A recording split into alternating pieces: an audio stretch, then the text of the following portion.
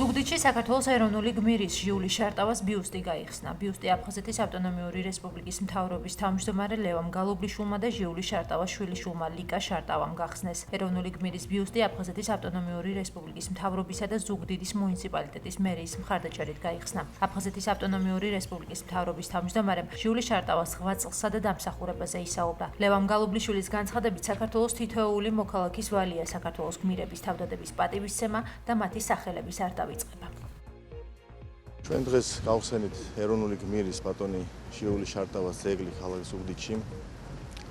ბატონი ჟიული ყველასთვის ცნობილი პიროვნება, ადამიანი, რომელმაც ვიტყოდი, რომ გარდაცვალების მერე შექმნა ახალი ეპოქა და ამის დასტური არის ქალბატონი ლიკას, მისი შვილიშვილის ჩვენს გუნდში ყოფნა, გაწევრიანება ჩვენს დიდ პოლიტიკურ ოჯახში და მე იმედი მაქვს, რომ ჩვენ ერთად ყველაფერს გავაკეთებთ ბატონი ჟიული შარტავას სახელის უკრავყოფისათვის. ჟიული შარტავა არის არა უბრალოდ გმირი, საქართველოს ეროვნული გმირი, არამედ ადამიანი და ისეთი გმირი, რომელიც წარმოადგენს ჩვენი უახლესი ისტორიის განუყოფელ ნაწილს.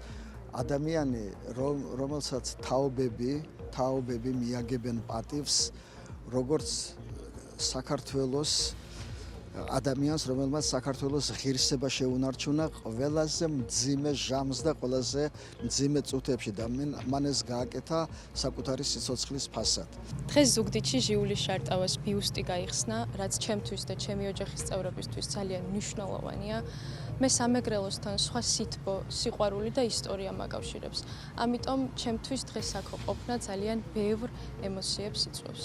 ბატონი ჟიული გახლავთ ადამიანი, რომელიც ნათელი მაგალითია სამშობლოსადმი თავდადების, სიყვარულის და ნამდვილი მამულის შვილობის.